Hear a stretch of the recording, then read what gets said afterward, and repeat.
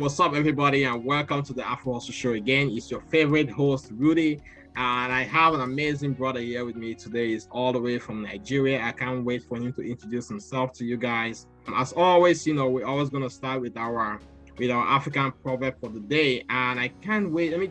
So I'm just going to let our brother first of all introduce himself, and we can go into the African proverb so he can actually tell us his own aspect, his own perspective of what the proverb is all about and what the proverb is actually saying. So, brother Mike, take it on, bro. All right. First of all, I want to say thank you for giving me this opportunity to come out here. I really appreciate. My name is Michael Okojie.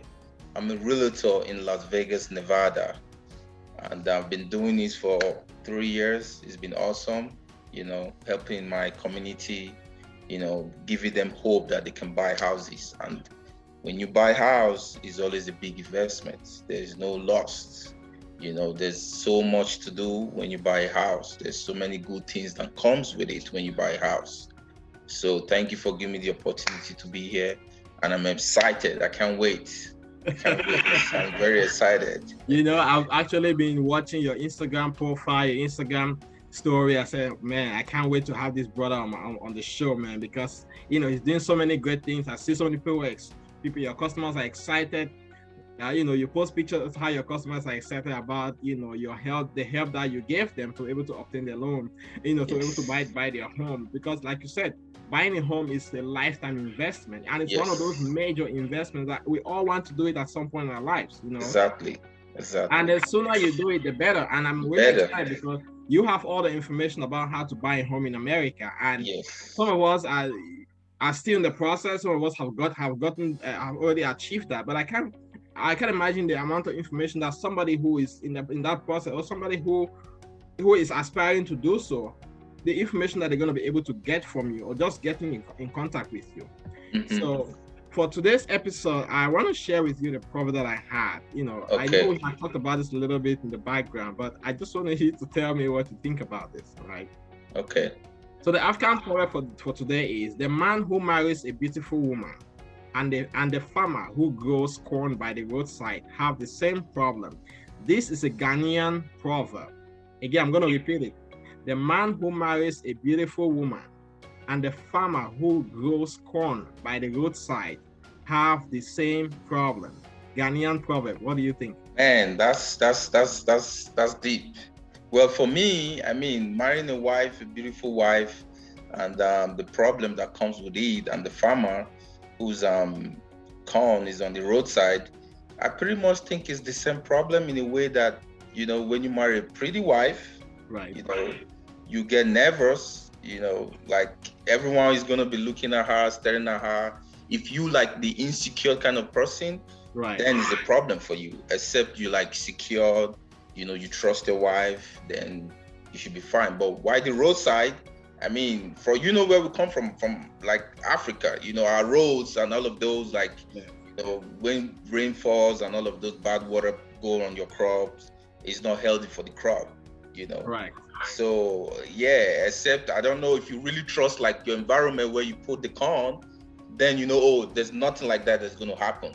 Right. So I think both things should come with maybe trust. Like, do you trust the area where you put your maize? Do you trust the wife? There's nothing that can happen, even if she's very pretty in the community, or in your house or something. So I think everything comes down to trust. I think you just hit on the nail, because like you said, our African community, our African, when this is a Ghanaian proverb, so it's of course African, right? Yes. And we have, so I just imagine getting married to a beautiful wife. Mm-hmm. She's very attractive, not just to you, but to millions of men out there. Right? Exactly. And you're planting your corn by the roadside, which means that roadside is where everybody passes. Everybody, yes. So your corn is exposed. It's exposed, exactly. Yeah. And like you said, trust. If you trust your beautiful wife to know that she can go out there without you being present, she can go to the market and go to the store or whatever, and you are confident that no, my wife will come back home safely, whatever, I trust my wife, right? And the corn area, so if you trust the fact that trust your environment. Exactly. That corn that you're growing by the roadside, nobody's gonna steal it. Nobody's gonna go steal it, you know, like driving out. Oh, that's a beautiful. Let me get one. Because sometimes even while growing in Africa, I've had an experience where I saw a corn on the roadside where I didn't plant the corn and I just plucked one corn. Yeah, guess what? When we used to go to like primary schools, like high schools. So once we finish school, I and my friends we go back home, we walk home. So on our way, there's this guy that has a mango tree. We always sneak in his compound and pluck some of them. So he knew then one day he set some trap for us. So when we came, his dog chased every one of us. It was horrible.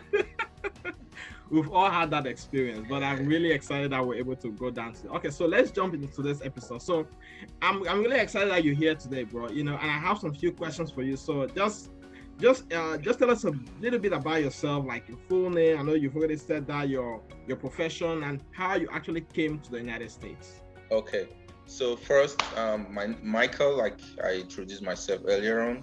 So I left Nigeria in 2011. You know, I got out of high school. I tried to go into the university. It didn't work out for me. So I felt like I needed to look outside the country. So I found like a school in northern Cyprus called Guinea American University. So the school fees was less expensive. I think it was like 3,500 euros back then. You know, I knew I could afford it myself, you know, because I saved up a lot of money. Then I applied. It was easy way back. I applied. I got in touch with the school. We spoke. They gave me how I was going to transfer the money. I did it. I got the admission. Went for interview. It was easy. I was smiling with the person who was interviewing me. Then I went to Cyprus. I did tourism management. So I was there for, I think, 5 years. I was there for 5 years. Then after I graduated, I met my wife who brought me to the States. She came on vacation and pretty much we met, you know, did some introduction and, you know, we connected, pretty well, you know, and it happened, she lived in Vegas. I was like, why would you choose Vegas for every 50? You know how Vegas is. I know. You know? Sin City. She was like, well, she moved from California and Vegas. I mean, like, let me say 85% of Cali people live in Vegas. You know, they occupy Vegas. Yeah, it's like 2-3 hours drive. You know, she lived here for like a long time. So we did the K1 visa and it worked. It clicked. I moved out to the state in 2016. It was overwhelming. You know, new environment, new culture. Absolutely. Yeah. So we got married. I got my permit to work. Okay. So my first job was Home Depot. Wow. So I was working. Just hold that thought because I will get into the first job, right? Okay. I'll get into the first job because it's so exciting. The first job in America is I think it's one of the very most important experiences. Exactly. You know, for every immigrant. But I'm just gonna get into that first job. Yes, no worries. So, one question I want to ask, and as your profession as a real estate agent, tell me one thing that you've been able to, you've helped so many clients, right? You've had thousands of customers out there who you've been able to get them a home. You know, a home is like, you know, we talk about being an investment, but it's not just an investment. So people think about buying a house, right? But how people convert that house into a home, right? Where they raise their families, and to some extent, that's where they live for the rest of their lives and they die. Yes. You know, so give me one example of a time when your customers did something that you didn't expect because of the satisfaction that you gave them through your service. Okay, so it would be this lady called Lisa. When she sees this video, she'll be very excited. Okay. So I remember my first year. First year is always tough because you're introducing yourself to the community, you're letting them know what to do. Many of them already have someone who's a realtor.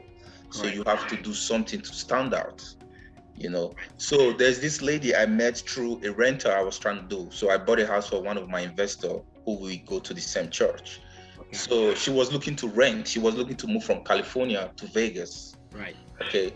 So when I met her daughter in Vegas already. So we went to the house. They didn't like it. Then I was like, why are you not looking to buy a house? She said they ran her credit in California and they said she can't buy a house. I was like, what's your credit score? She said 650. I was like, I have a guy that can do it for you for 640. Because buying a house comes down to your credit score. Credit score plays a big role. Absolutely. So I connected her to my lender. That same day, she got approved. She called me on the phone. She was emotional, you know. When she was talking to me, I felt emotional as well, you know.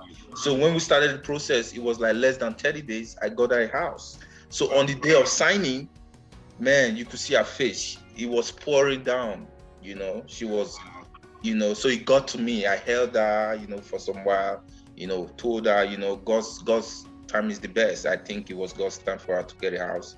And she was, you know, so that emotion made me feel like, I mean, home is where the heart is, you know.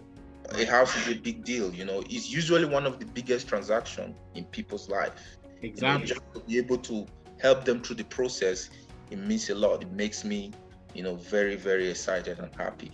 I will imagine. That to me, since that day, I double up. I was like, I'm gonna go all in to make sure, you know, someone who I know that really, you know, I want to help the community. I want to make them feel like, oh, you can do this, you know. So that really, really stood out for me that day. That's amazing. That's amazing, man. And I know that Lisa is definitely gonna enjoy this video. Yes, she will. This testimony. And we're actually gonna make a video because now I'm selling a house she bought 2 years ago. Oh wow. She's making close to like 80K in 2 years. In profit. Yes, and she's buying her dream home. Wow. In 2 years. Wow. That's so you see, these are the things you can benefit from houses. Wow. Yeah. So let's go to that first job. Tell me about your first job in America. Man. So let me break it down. You know, Cyprus was very hard because we as students, there was no job for us to survive. So I think I started real estate in Cyprus, but I didn't know it was in Cyprus. Because I was the first person. I can brag about it. When you post this video, a lot of my friends who knows me way back, they will tell you what I'm saying is true. I can brag about it. I was one of the first guy who started renting houses to students in Cyprus and getting paid. I read about that on your website. Yes, I set the commission phase, agent fee. I was the guy who brought that out in Cyprus. You know, when you rent house, agent fee, I brought that out. Right. You know, I made it like a how would I say, like a thing. Right. You know, in Cyprus. So now people who rent house, they say, oh, commission fee, agent. I was the guy who started those stuff. Wow. You know, so I was doing that. You know, so it was hard job. Sometimes we go to like cut grasses and all of those, like an extra pay.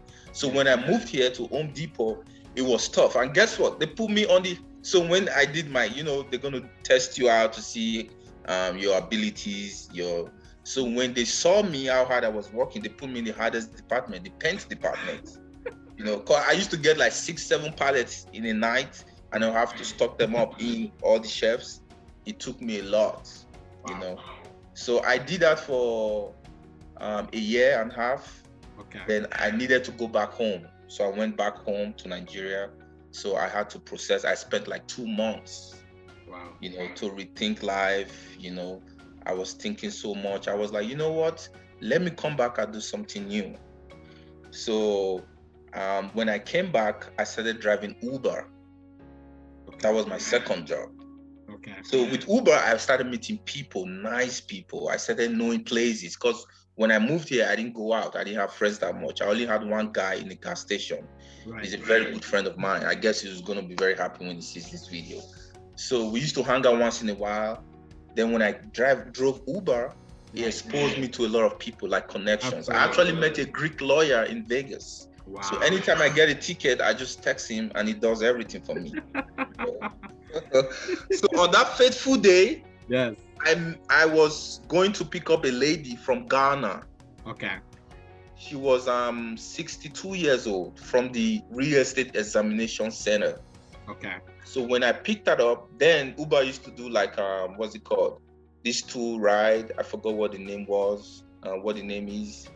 a share ride with 2 people in the car. Right. Yes. Like Uber pool. Uber pool, thank you, Uber pool. So it was an Uber pool. So I picked her up from the examination center. We were discussing. She saw my accent because you can tell. Yeah, of course. It was like, where are you from? I was like, Nigeria. How did you move here? I got married. I told her my story. Yeah. You know. So she was like, why don't you go into real estate? You have sociable skills. You can communicate with people. I've been to Uber rides. They don't want to talk to me, but you stood out, I was like, tell me more about it. She told me the name of her school, and she said, when you go there, tell them my name. So I had my license for $200. Wow. Yes. I had my license for $200. When I got there, I told them my name. They was like, yeah, we know her. So they gave me a discount. Wow.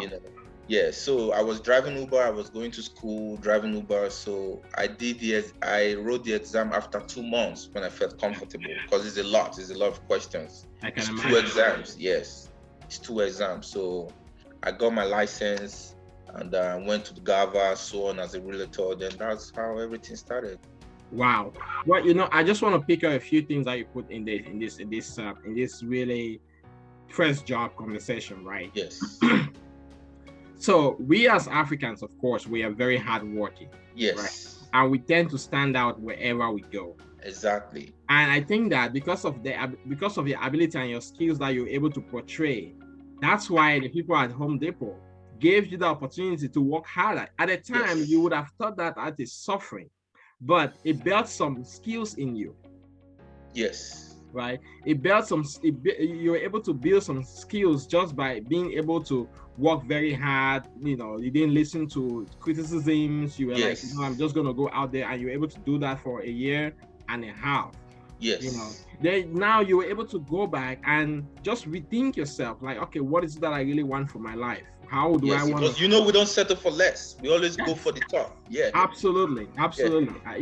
You're able to ask yourself, like, where do I want my life to go? Like, what's next for me? And I can just imagine you asking yourself that question. And when you came back, you say, no, I'm going to start doing Uber. One thing that I also want to say, some people, people have the mentality that if you're driving Uber, or maybe you're making less money, or maybe you're less of a person, there's this stereotypical knowledge out there within our community, right? We always think that people who are driving Uber and all the other, rideshare companies are especially immigrants from Pakistan or from the Asian countries. Yeah. But when they start seeing an African driving Uber, they be like, oh, maybe he's not educated, maybe there's something wrong with him, something like that. True. But this is where I want to really point out that is exactly where your blessings came. Exactly. It is. That's where your blessings came, and not just the blessing, your personality was able to communicate to that nice lady that you are a sociable person, you can interact with people. And she said, why not? And this is how we're able to build our community, right? Because she also seemed to be a nice person who also has contributed to your life, and not just to your life, but to the people that you are also contributing to. True. That's true. I totally agree with you. And guess what? When I was at Home Depot, so let me tell you a secret. The guy that was in charge of my department, his name is Jeff. Okay. He's a very honest guy. He used to observe the whole work ethics, the whole work environment. Yes. So he observed me and he came to me. He was like, I know you've been here for like 6 months, but I'm willing to give you a $1 raise. Wow. So when I negotiated my fee, because when I went to the interview, I know what I wanted. So I told him what I wanted to, know.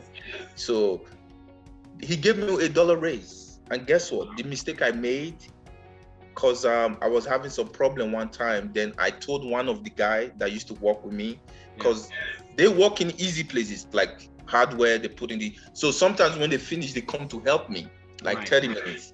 So when I told this guy to come help me figure out my stuff in the system, he saw my pay, and that got to him. He was like, I've been here for 3 years. I don't have these kind of money to pay you. So that pissed him off. They stopped coming to help me. So I was by myself, So that was terrible as well. I'm just, man. Wow. All right, let's jump into the next item. The next question I have is, so you have been a real estate agent for, I can say, 3 years now, like you said, right? 3 years plus, yes. Going to 3 years plus. Yeah, that's it. Okay, 3 years plus.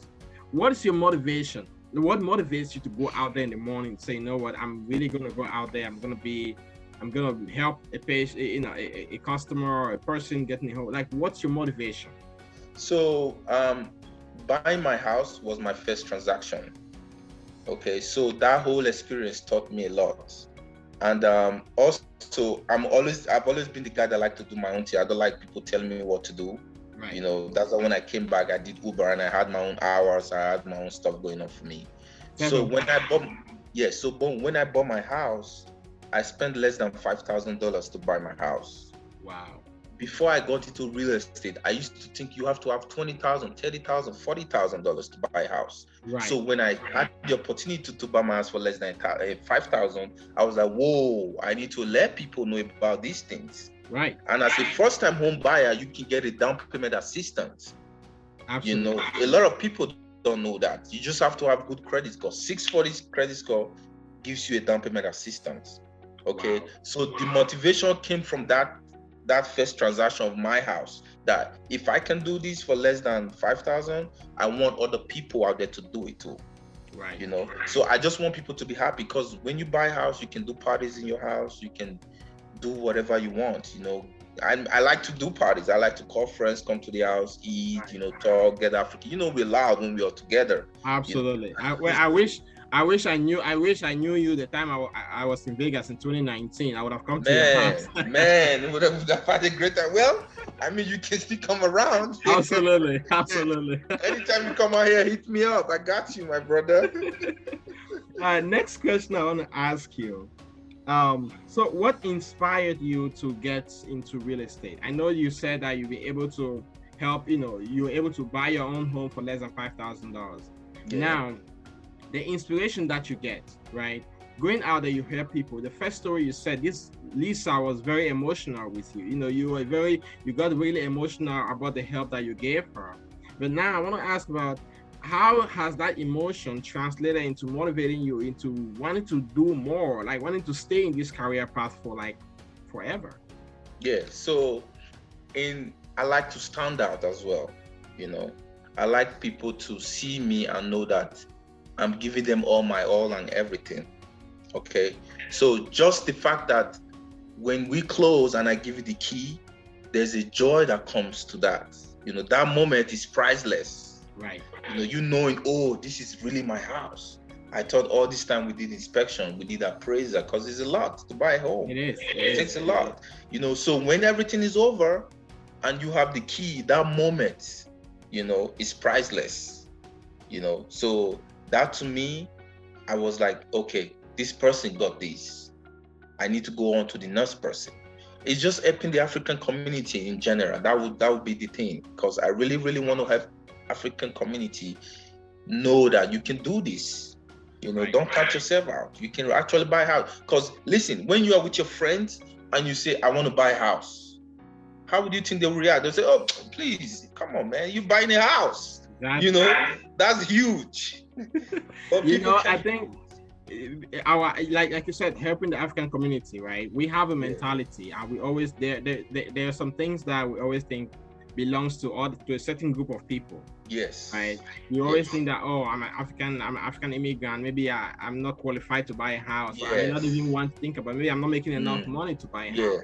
If I buy a house, how will I even keep up with it? Maybe my house is going to be foreclosed. Maybe the bank is going to take the house back. You know, we have all these questions, but it's really important what you're doing, because you are giving people the hope and the ability to know that they can do this. Yes. You know, and not just telling them that, but actually being there to guide them through the entire process. Exactly. And I mean, the process is very overwhelming, to be honest, because the lender, they're going to be on you. Why did you deposit so much money like this? Why is this coming in? So there's so much explanation to give in that time frame, right? You know, and we have to do like inspection to make sure the house you're getting into is in a good condition.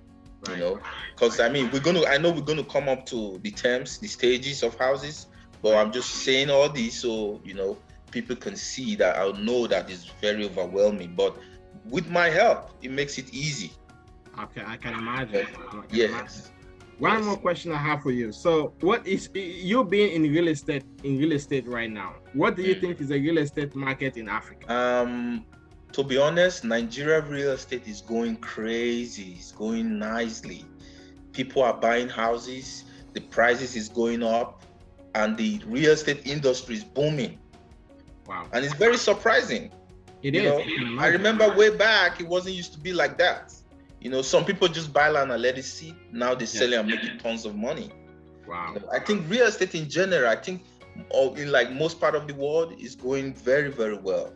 And it's very interesting to see this thing grow from like the awareness that's been known as, you know, like real estate, the awareness that's out there in real estate industry. Yes, it's very, very crazy.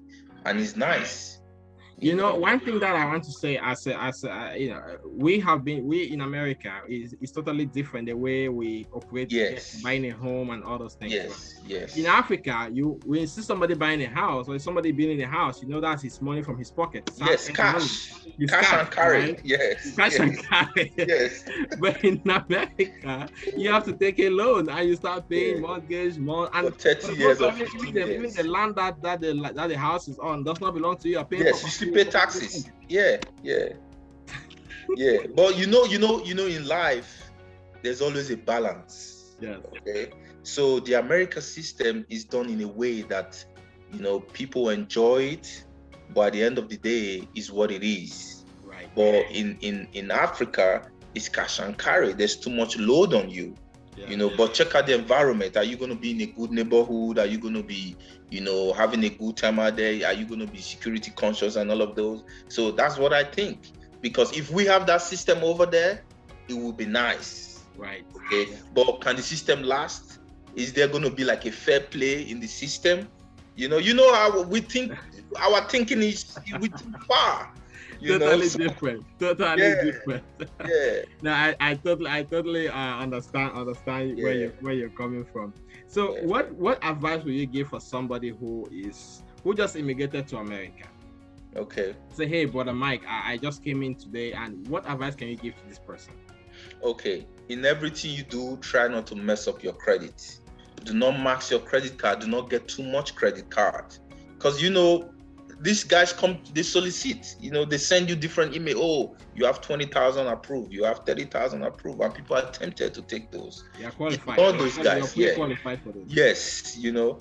So ignore those guys. Just focus on yourself. You know, get some savings, work on your credit, build it up. And guess what? When you are in the 700s, is a good position to buy, because your interest rate is going to be different from somewhere in the 600s. Right. Interest rate plays a big role when you're buying a house too. Of course. So for my brothers and sisters who moved out here, try to get a good credit. Do not mess up your credit. Don't be too stressed. Mess up your credit card. That you're not going to pay it back, or you get a car, you return it back, you don't want to pay anymore. They put it on your credit. This thing stays on your credit. Or you're trying to break your lease. This thing stays on your credit. You know. And it's never too late to buy a house too, because you can always fix your credit. Right, credit is very fixable. Yes, I just opened escrow for someone I've been working with since like 2 years. She really had a mess up credit in like 400s, you know. So like 2 months ago, it was in the 600s, you know. She got approved. We just opened escrow last night. Wow, awesome. So it's never too late. Another question. For somebody who immigrated to America, or somebody who has been here for a while, I want to get into the real estate business, or we want to get into the real estate profession, what advice? First of all, you got to ask yourself, am I a sociable person? Because you're dealing with people. You're dealing with people from, you know, different characters, different attitude, different reaction when you tell them stuff. Right. You know, one thing as a realtor, you have to be a patient person.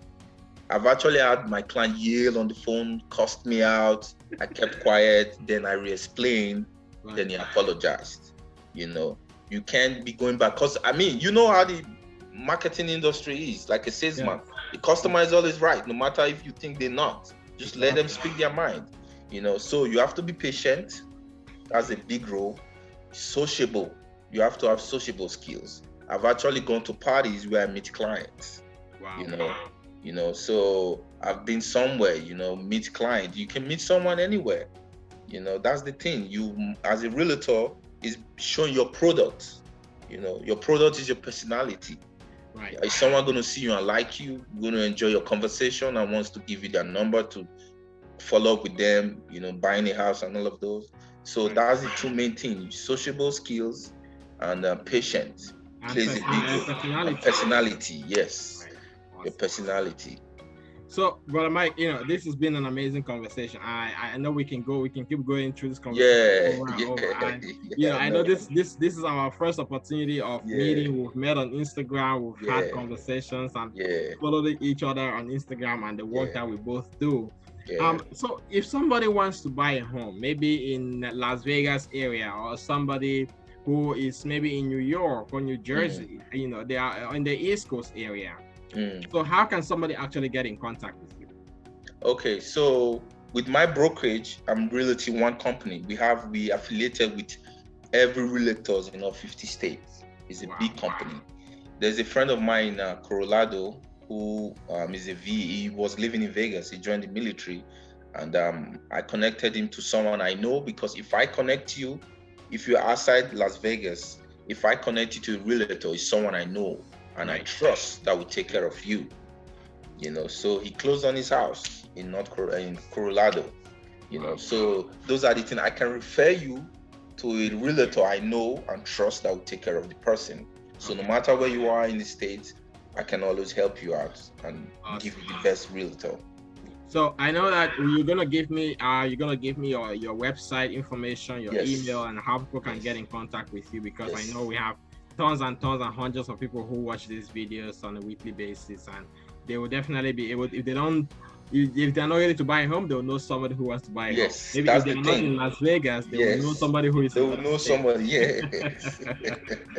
Wow. Well, this has been an amazing conversation, bro. Any last word for somebody out there? Maybe somebody who just came to America, maybe somebody who wants to get into real estate, or somebody who say, I really want to know more about Brother Mike. Any last word? Yes. So first of all, if you're somebody who just got to the US, don't be in a rush, okay? There's time for growth in the States. You start from somewhere and you can get to a bigger picture. So don't be in a rush. Take your time, study your environment, and do the right thing. Then from someone who wants to go into real estate is an amazing, profession, because you get to do your own thing. I make my own time. I want to go to Dallas next week. I can go because I know I'm doing my own stuff. I'm my own boss. Right. I have to be under a broker that supervises all my activities. Right. So you can do it. Study more about real estate. If you have any question, my brother is going to put my information. You can reach out to me and we can talk about it. Right. Okay. Study more, get more, because for you to be the realtor that stands out is what you know up there. Right. The information will make you stand out. And for those of you who wants to buy a house, first of all, buying a house is a stressful process, but you can do it. There's so many benefits that comes to buying a house. You build equity as time goes on, and that equity, you can take it out and do something else. Pay off your student loan, pay off your credit card, get another investment property, and the fear of people buying a house is when the market crash. If the market crash is a 30 years fixed mortgage, it doesn't affect your mortgage. As long as you can still pay your mortgage and keep your house, you're going to be fine. Crashes do not last long. It takes a while, but it's going to go up. Right. When it goes up, interest rate goes down, you can refinance and lower your mortgage. Right. So you can buy a house. So work on your credit, save as much money as you can. That's the thing. Credit score plays a big role in buying a house. Wow. Make sure you have a good credit, save as much as you can, and you can do it. It's very possible. Thank you so much, bro. I just want to take one last word, is that anything that goes up will come down. Everything that goes down will go up. So if the market crash is going to go back up. Exactly.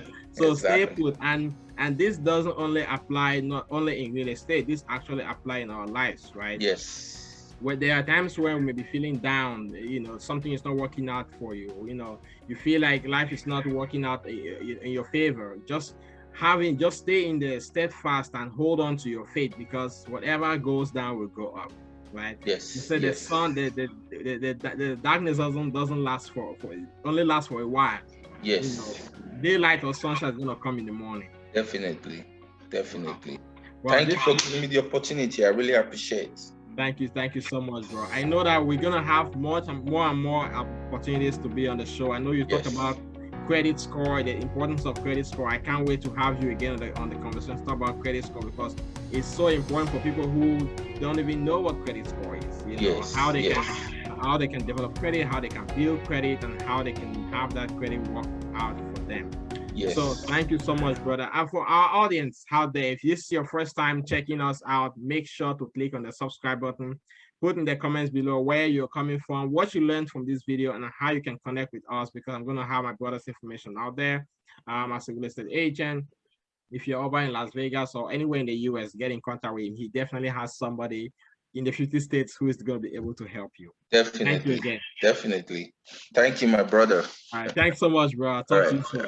All right. Bye.